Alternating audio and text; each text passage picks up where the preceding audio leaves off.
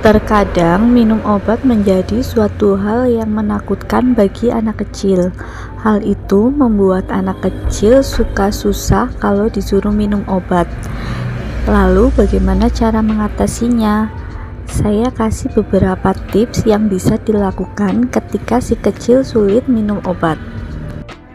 Hal yang perlu diingat bagi para orang tua, jangan paksa anak kita untuk meminum obat seperti kita mencekoki, memegangi anak, ataupun memberikan obat dengan amarah.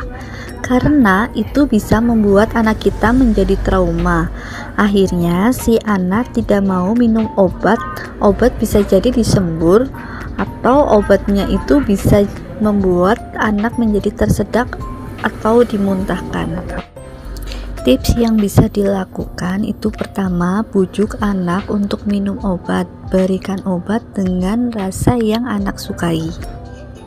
Yang kedua, jangan berbohong kepada anak. Bila obat tidak ada keterangan rasa ataupun obat dalam sediaan puyer, bisa dengan kita tambahkan sirup perasa untuk obat agar rasa obat yang pahit tidak terlalu terasa.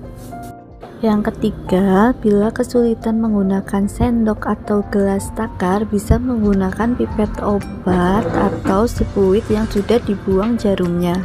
Yang keempat, hindari memasukkan obat langsung diteteskan ataupun disemprotkan di tengah mulut, karena lidah bagian tengah itu pusat dari rasa pahit, membuat obat rawan dimuntahkan atau bahkan disemburkan sama si kecil.